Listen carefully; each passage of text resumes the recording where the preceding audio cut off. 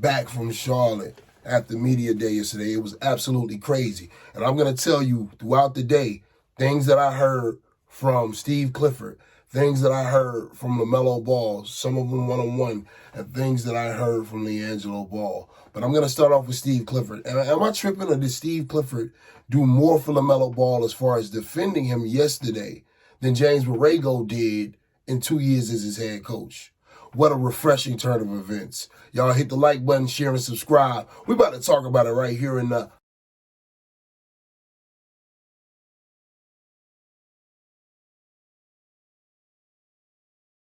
game changer. I mean, the one other thing I would just say along those lines is, and Trae's terrific, and obviously those two guys are great players. I mean, Trae Young has also he's playing with a much more veteran team. So when I was listening to Steve Clifford, first off, the command that Steve Clifford had of the room was exceptional in comparison to what I've seen from James Borrego.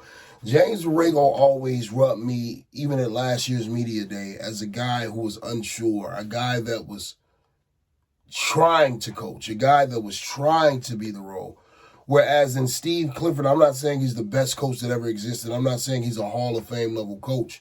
But you can tell that Steve Clifford is more comfortable in the role of being a head coach.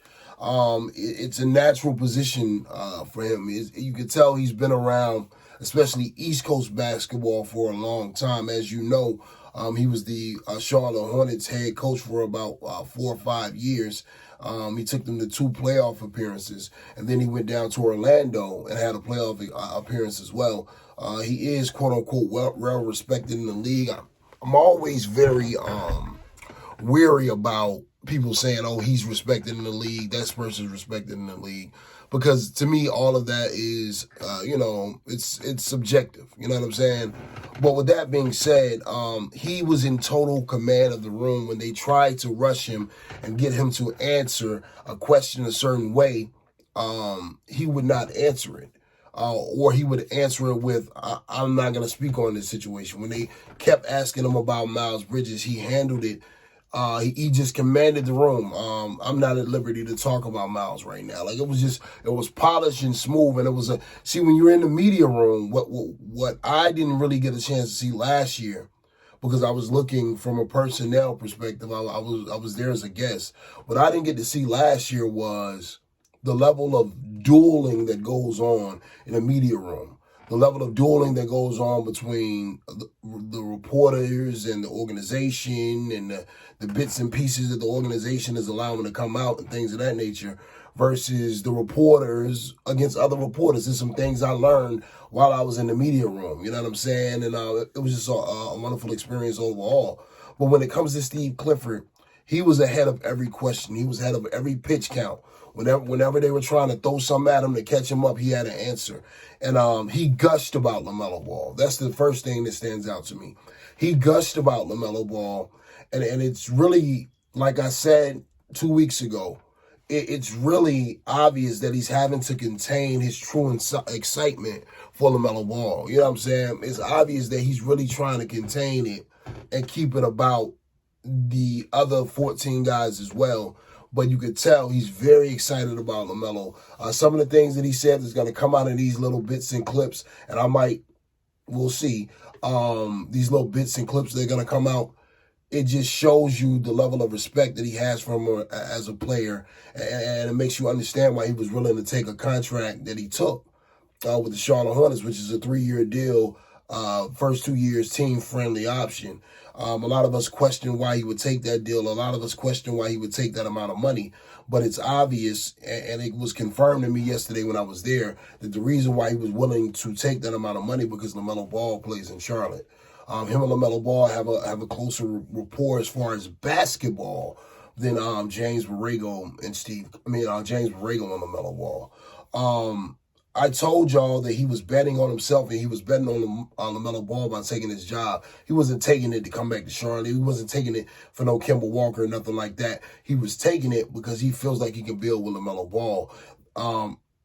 And even though Mitch kind of boxed him into a corner in that introductory press conference that we saw when he was hired as head coach, Steve Clifford got his revenge yesterday. There's one part that is floating around Twitter right now that when I heard this live, it made the hairs on the back of my neck stand up because I know it's something that new media has been saying for a while. Y'all listen to this. And they made their moves. 2 years ago, they were young and developing, and they went out in the offseason and said, okay, let's get veteran guys and try to win in the playoffs. And they went out and got Capella at the end of the year. They went out and got Bogdanovich and Y'all make sure y'all subscribe to the LitHoUsE. We're going to give y'all information that you can't get anywhere else. You know what I'm saying? You can only get it New Media, LitHoUsE, Barchanize the World. When the man asked that question, when the reporter asked that question was really framed as a setup question. They were asking a lot of setup questions.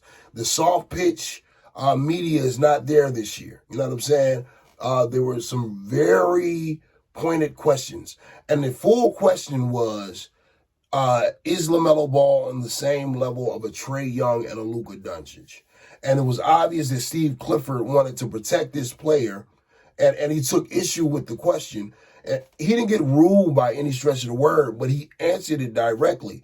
And it's brilliant the way that he masterfully, while protecting LaMelo, and I'm sure garnering favor with LaMelo's camp and LaMelo himself, at the same time, he throws Mitch Kupchak under the bus. Let's listen further. Gallinari, they're in a much different place. That hasn't been done here yet. And in terms of Luka, same thing. I mean, he plays with a veteran team. So I think that's a big part of it, too. Now, wait, stop 1 minute. Stop me if you've heard this before. A lot of the talking points that Steve Clifford is saying are things that you heard on New Media Spaces. That's right, New Media Spaces. New Media Spaces will be live after every game, all 82 games this season. We talk about a lot of the things, a lot of information that I get from here and there. We talk about it on New Media Spaces, but in order to listen to those New Media Spaces and to call into New Media Spaces after the game, you have to follow me on Twitter. That's at KingFuseLit on Twitter. Make sure you go follow me right now so that you can be a part of the spaces. But Steve Clifford, he sits up there and he says that Luka and Trae are in two different situations compared to LaMelo Ball. You cannot compare what happens with Luka and Trae as far as success on the court with LaMelo Ball, because LaMelo Ball has not been given the opportunity to succeed. And you can't hold him to the standard as far as winning in the playoffs, winning in the play-in, when those guys, I kept saying 2 years ago that the Hawks spent almost $300 million in free agency to give Trae the roster that he needs. Whereas LaMelo is out there playing with guys like Cody Martin. Shout out, Cody. I saw you yesterday. It is what it is, bro. You know I'm going to keep it a bingo. A lot of y'all learned in the organization yesterday, the rep going to keep it a bingo. Jagged edges, no wingo. You know what I'm saying? It is what it is. There's no hard feelings, but, for the people, by the people, and the people deserve an opinion, especially when they're consumers.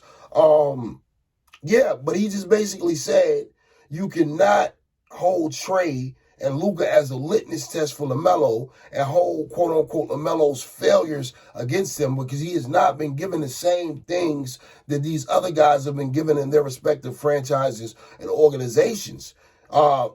He even went on to say that they're playing with veterans, proven veterans, like Gallinari that's been in the playoffs, guys that are microwaves off the bench, like Bogdanovich, you know what I'm saying? Clint Capella, guys that have made deep playoff runs. When you look at what Charlotte has done, they have not done the same things for LaMelo going into year 3 that Trae and Luka were given going into year 3. So it was a very, very interesting statement. I was happy to hear him say that. And what stood out the most is this next part. Y'all listen. Like this is the tell of the tape. Year they went out and got Bogdanovich and Gallinari. They're in a much different place. That hasn't been done here yet. Look, let me tell you this, yo. Steve Clifford is a very savvy coach. He gave Michael and Mitch, he gave them everything they wanted as far as the contract, as far as them controlling the money, them controlling his time being there. But when it comes to those players and particularly LaMelo Ball, he wants to be the one that gets the credit for the successes of LaMelo Ball. He also wants to let LaMelo know that he's in LaMelo's corner, and he only wants to see LaMelo be the best player he can be, which is the best player in the world, because that's what LaMelo Ball is coming for. And I'm going to talk about that in a video tonight. I got another one with LiAngelo Ball coming tonight. Y'all make sure y'all check it out, bro, because I got a chance to catch up yesterday and do some things that I didn't talk about on stream, because I got rounds in the clip for y'all. Y'all share the video, like the video, subscribe. With that being said, though, Steve Clifford, in a savvy way, throws Mitch Kupchak under the bus. Something that James Borrego, if he had have done that, if James Borrego would have threw Mitch Kupchak under the bus and told the truth about how that roster was undermanned and the center position was undermanned both years that LaMelo was there with James Borrego, then maybe James Borrego wouldn't have got lined up. Steve Clifford ain't going, bro. Steve Clifford said he ain't going, bro. Steve Clifford, as quick as he could, quicker than a hiccup, what did he do? You just heard the footage. He said, Charlotte has not done the things to surround LaMelo Ball with the pieces that he needs to be successful. That's even going into this year 3. Year 3, he even specified the year. So he talked all that nice stuff with Mitch. He smiled when Mitch threw out there that he was living in a hotel and all of that, right? When Mitch was high-siding talking about he wouldn't let him stay in the apartment. He wouldn't let him get the apartment back. Steve Clifford just smiled and was thinking to himself, I'm betting on LaMelo Ball. And I'm betting on my career being revitalized because of LaMelo Ball. So every chance I get, the mistakes that James Borrego made by not uplifting this kid and not protecting this kid, that's what I'm going to do while making him or attempting to help him be the best player in the league. And any mistakes that he makes, I'm not going to throw him under the bus in the public. I'm going to lift him up and tell him what he can do and how he can get better. Like when he talked about, and this is the last thing, he said one of the most important things in media day. And I was so happy that the question was asked, and he went on a 3-minute rant about it. He alluded to the fact that because the organization did not do what they needed to do in free agency, that LaMelo needs to score more. He needs to be more aggressive, and LaMelo needs to see 3 more free throw attempts each game. That's saying that LaMelo has to make up for Miles's lack of points not being there and for the lack of depth and talent. James Borrego would never directly put it on LaMelo to be a scoring threat. Steve Clifford did that day one. Look, when I say this dude is an upgrade as far as coaching savvy, an upgrade with as far as understanding a star point guard. And shout out to my brother 704 Moneybags, because he's a longtime Charlotte Hornets fan, and he told me that Steve Clifford knows how to coach superstar point guards or star point guards. And for what I see, he was gracious. He answered more questions in the hallway. People were asking, everybody was asking, does Jello have a real chance? He said out of his mouth that Jello has a real chance here. Everybody was wondering, was it an Exhibit 10 where he just gets cut real quick? And he said Jello has an opportunity. And I took that as Jello was in the pipeline. He talked about it, LaMelo's style of playing the hallway. Talked about what I've talked about several times, about how LaMelo shoots the 3 at an extremely high clip to be his size. He was gracious. He answered questions. And I was blown away. And just to see him on day one take up for his franchise player and not throw him under the bus.